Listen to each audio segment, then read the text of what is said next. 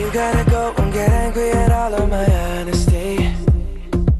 You know I try, but I don't do too well with apologies. I hope I don't run out of time, cause someone call a referee. Y bien, en este espacio, otra vez, con un tema que les decía la semana pasada, tiene que ver con el rumbo del delito en Salta.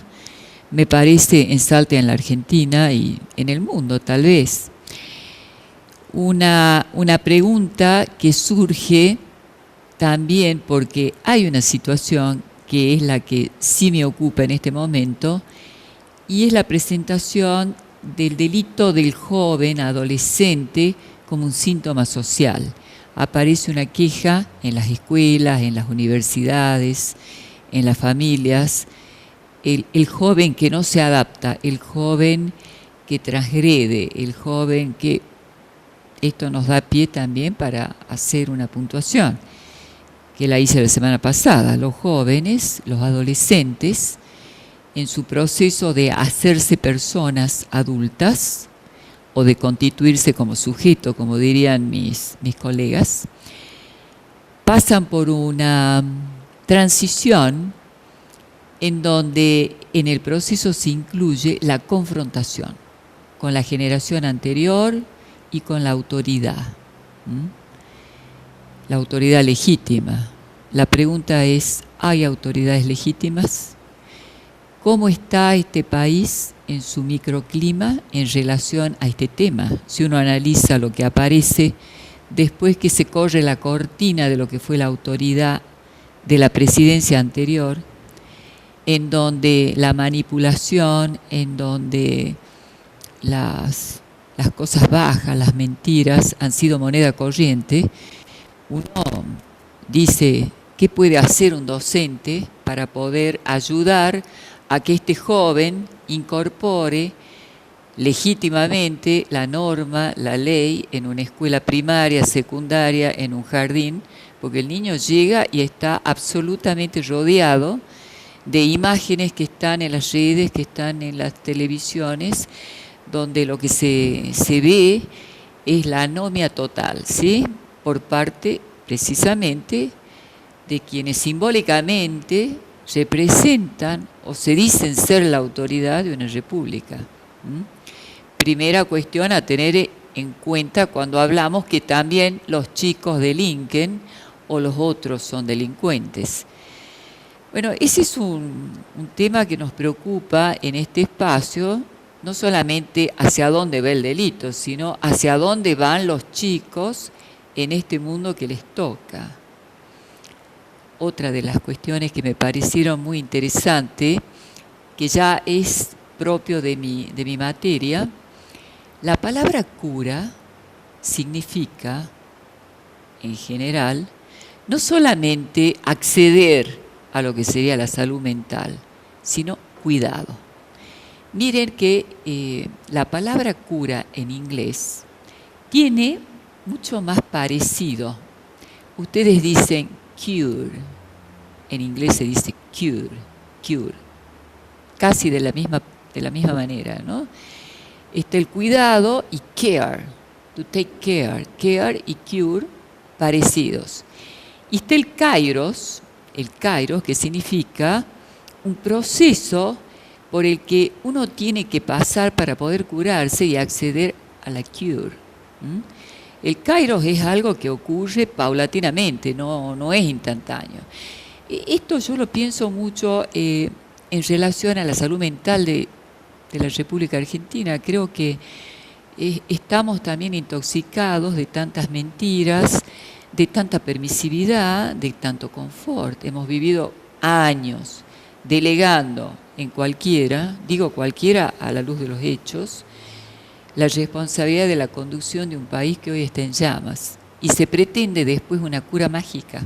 O sea, Macri tiene que hacer un milagro en unos instantes para que la economía marche, para que todos los que están entre Macri y los pobres, desalojados, desamparados, que recibían subsidios ilimitados, puedan acceder a una vida con calidad de vida. Y en realidad eso es imposible, porque tiene que haber un kairos, un proceso de purificación, de desintoxicación, en donde el argentino vuelva a anudarse a la ley, a la norma, y el Estado pueda ejercer su función, como decía la semana pasada el doctor Alejandro Sarabia en este espacio, que habló interesante, utilizó dos palabras interesantes: la función del Estado, el control, y también el GPS perdido. El GPS perdido, en general, creo que la raza humana necesita de un GPS y de una orientación. Bueno, esto y seguramente otros conceptos muy interesantes con los invitados después del corte.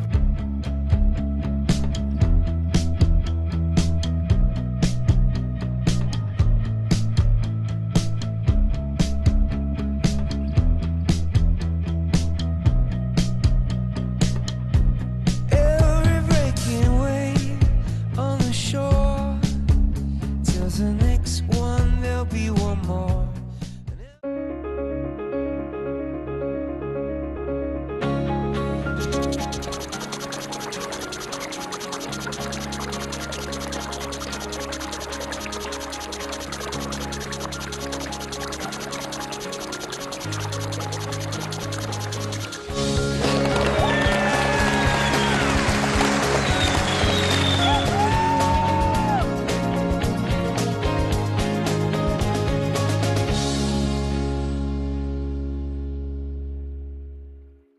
¿Cómo le va, ingeniero Apendino? ¿Cómo está? Muchas gracias por venir. Y usted, doctor Omar Carranza, que no conocía la Casa del 10. Es verdad, no había venido acá. Gracias por invitarme. Muchas gracias, muy amable. Muy amable. La verdad, ustedes, porque acá para llegar al 10 tienen que subir una escalera que es mejor tener en cuenta la bajada. Sí, sí, tal cual. Bien, yo decía, ustedes en sus espacios, ingeniero con su especialidad que se la va a contar acá a nuestra audiencia del 10, y usted, doctor Carranza, desde actualmente ciencia jurídica, pero siempre con una gran sensibilidad con los jóvenes, ¿no? Y una gran preocupación por ellos. ¿Qué me cuentan de estos tiempos?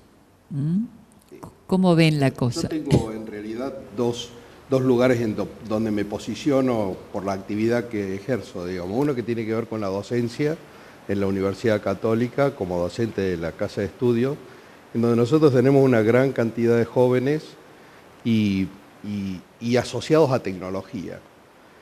Y por el otro lado, parado en la parte del delito, en el cuerpo de investigadores fiscales, en donde vemos mucha actividad delictual, digamos, por todo el Código Procesal Penal pasa por el gabinete que conduzco, y veo también la problemática juvenil asociada a tecnología. Digamos, en la mayoría de los casos que he trabajado desde el punto de vista penal, los adolescentes que tuvieron alguna relación con casos penales son estos tipos de adolescentes que conocemos por los medios, que tienen que ver con gente que no tiene contacto con la sociedad, son gente que se cierran en la tecnología, uno ve que tiene computadora, tablet, celular, y toda la comunicación y todo lo que viven pasa por ahí, o sea que en realidad es un mundo irreal, es un mundo que no existe, es un mundo en donde las redes sociales el 50% es falso, es un mundo, digamos, que no está asociado con la conversación, con el trato, con mirarse a los ojos, con hablar, con entender, con ver una cara del otro lado y ver una expresión, digamos, real en cuanto a lo que uno trata de comunicar y le vuelve, digamos, de la otra persona. Entonces, me pasa esto, digamos, sí, como me pasa esto desde el punto de vista penal, yo busco en los alumnos también que están asociados a tecnología, hacerles ver que eso es una herramienta y que la herramienta tiene que ser utilizada para el contacto social, no para la exclusión social. Qué interesante, exclusión. ¿Y usted, doctor? Bueno, nosotros tenemos la suerte, ¿no?, de estar en la Universidad Católica y también en la Nacional. Y ahí mi primera visión con los jóvenes, a mí me despierta expectativa. Es decir, trabajar con jóvenes, vincularme permanentemente a los alumnos, compartir con ellos muchas horas, escuchar sus inquietudes, sus desencantos en algunos aspectos, a mí me enriquece muchísimo. Yo siempre les digo que me parece, tal cual está la sociedad en que vivo, que la posibilidad de cambiar, de modificar esto, las cosas que no están bien en esta sociedad, yo las deposito en ellos, porque la generación a la cual pertenezco y las cuales hemos tenido la posibilidad de conducir desde todo punto de vista la sociedad actual, bueno, los resultados están a la vista, no han sido muy halagüeños. Entonces yo siempre les digo que hay que tomar esta vida social con mucho compromiso, con mucha responsabilidad, sacrificio, ¿por qué no también? Y me parece, contrariamente a lo que piensan muchos, yo no estoy de acuerdo, de que cuando me dicen esta juventud está perdida, eso me parece una alocución, hasta diría, poco, lo voy a decir muy coloquialmente, desafortunada me parece, puesto que no creo que sea así, al contrario, no tengo elementos de juicio para decir que la juventud está perdida, ninguno tengo. Sí que puede estar desorientada, sí que no tiene valores de referencia, sí que no tiene conductas ejemplares. Esto me parece que desorienta. No hay conductas ejemplares, no hay conductas de decir, yo quisiera ser como es fulano de tal, como es tal otro, como es tal otro. No tienen ese referente. Entonces me parece que aquí el no tener una medida, una relación de medida con algo a lo cual yo aspiraría a ser, me parece que me pone en una encrucijada de no saber qué camino tomar.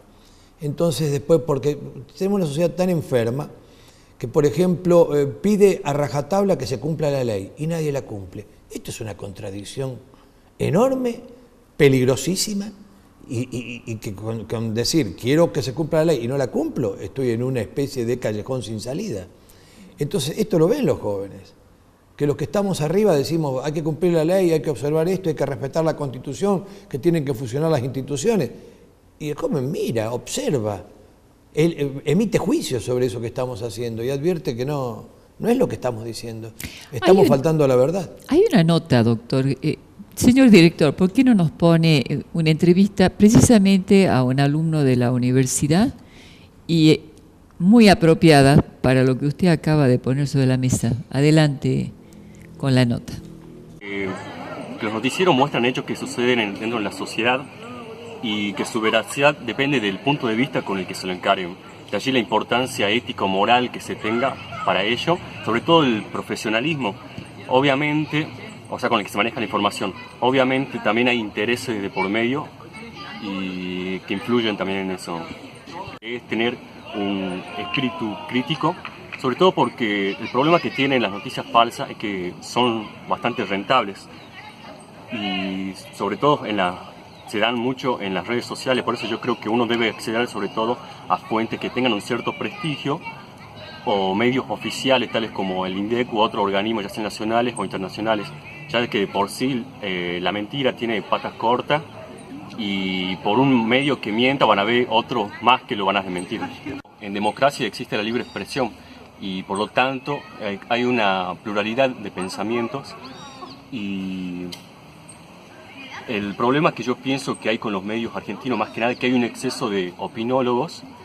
Influyen en los jóvenes en ciertas formas, pero pienso que en realidad la responsabilidad se encuentra sobre todo en los padres, o sea, de controlar qué es la información que están adquiriendo y cuál no, o sea, de controlar lo que están viendo y lo que están consumiendo.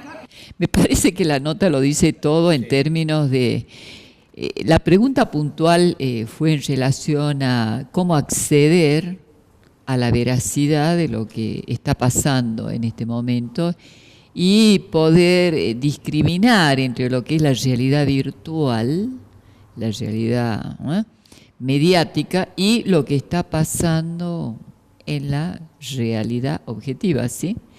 Y esta fue la respuesta de uno de ellos. Tenemos varias notas, pero me pareció esta la más contundente y coincido totalmente con Omar en términos de esta juventud cuestiona, ¿está perdida? Sí, claro que lo está. Hay un punto muy interesante que tiene que ver con el control de calidad de la educación precisamente en Finlandia. Ah, ¿A bueno. dónde? Lo que sí me llama la atención es que en Finlandia el niño va a la escuela no a los 2 años, sino mucho después. La cantidad de horas no es la cantidad de horas que está acá en un doble turno. Los docentes no ganan tanto como en España, ganan menos, pero hay una vocación en estos docentes y la calidad educativa de Finlandia maravillosa. O sea, no pasa por la cantidad de horas que el niño está, por un desapegarse anticipadamente del grupo familiar o de pertenencia, o sea que está hablando ahí de algo que es a donde quiero llegar y a donde quiero llegar. Es que no es lo mismo desarrollarse físicamente, que es lo que uno ve en los jóvenes que están en un gimnasio, al desarrollo emocional, a la subjetividad. Se ha perdido la conversación con el joven. Eso que usted hace, ingeniero, en su clase, en realidad es lo que falta en las familias de los chicos. Los chicos están digitalmente conectados y los padres también, trabajan durante el almuerzo con el celular y resuelven transferencias bancarias porque no les alcanza el tiempo y entonces mientras almuerzan están con el teléfono y el chico no tiene a quién decirle lo que le pasa. Entonces se lo cuenta a la red social y se lo dice a un otro que no sabemos quién es y esto va a producir y está produciendo efecto que tiene que ver el efecto con estas respuestas que son escandalosas. Ups. Son respuestas que parecen más bien, yo siempre me acuerdo de la histeria escandalosa de la que hablan mis colegas, porque estas reacciones que tienen a veces estas marchas populares donde la gente grita y en verdad no producen tampoco un cambio más que una manifestación catártica, es peligroso, digamos, como síntoma social. Entonces yo volvería a la necesidad que tiene la juventud de una orientación legítima, como acaba de decir el doctor Omar Carranzas, de una autoridad respetable y a un principio de realidad y no solamente el virtual, porque el virtual existe, influye, lamentablemente afecta a la subjetividad muchísimo, forma parte de, pero no es suficiente y tampoco esto de mirar a los ojos y de constituirse como sujeto de derecho no ocurre con lo virtual. Ahora fíjate que es todo un proceso, ¿no? Yo soy un fan del doctor Abel Albino, que tiene la Fundación CONIN, en que él plantea, digamos, los primeros años del ser humano, cómo tiene que transitar, y a partir de ahí cómo tiene que transitar en la familia, y después transitar en los colegios, en las universidades y terminar siendo un ser social. Es todo un proceso. Uno, digamos, está bien analizar una parte, pero hemos perdido, digamos, con parte de la desnutrición y todo lo que ha pasado, digamos, en el país. En todo ese proceso hemos perdido.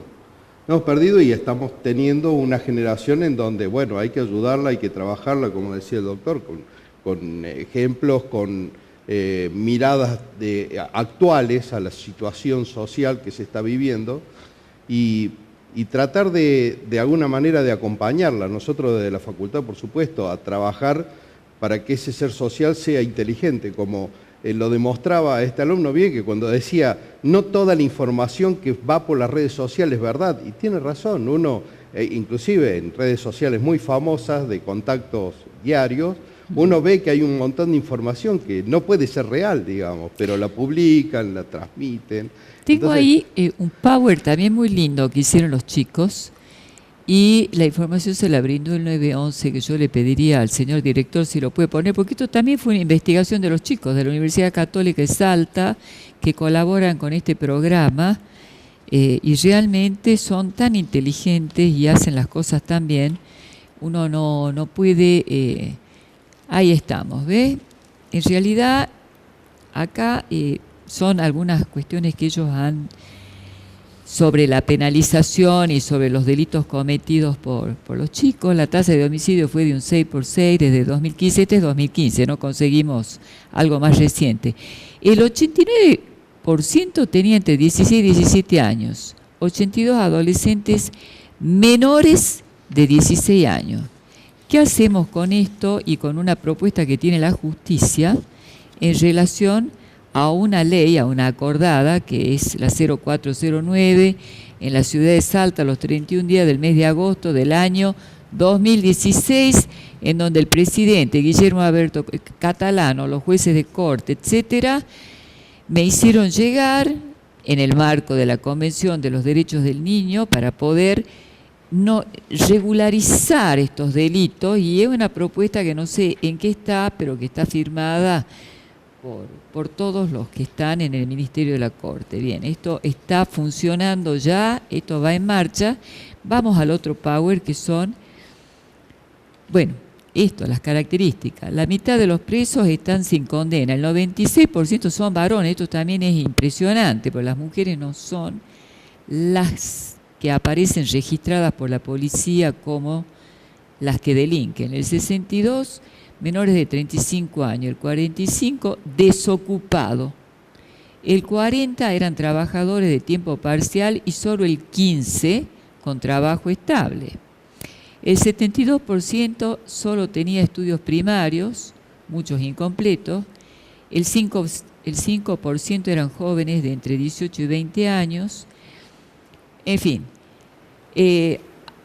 a medida que disminuye el nivel educativo, es mayor la tasa de individuos privados de su libertad. Yo estoy buscando entre mis papeles, porque lo tenía marcado para el otro power, a donde me impresionó uno de los delitos que son, vamos con el otro power, señor director, sube vertiginosamente. Esto sí lo proporciona la policía, el 911. ¿Cómo sube los delitos contra la persona desde el año 2008, fíjense, hacia el 2015? Lo podría correr un poquito para que se vea bien en pantalla. Pasamos de 9.612 a 28.000. No así los otros delitos, como contra la honestidad, que tiene una curva que sube, como los de la propiedad. Los de la propiedad también pasan de un 32.000 al 42.600 y pico. Después está contra el Estado y la comunidad. No se alcanza a ver, señor director, a mano izquierda, si se puede focalizar bien en pantalla. No se puede. Bueno, contra la libertad. Esto es interesante. Fíjense, los delitos contra la libertad, que es una pregunta para hacerle a la policía, en el año 2008 tienen 8.118. Después tiene una subida vertiginosa. En el año 2011 llegan a 12.052.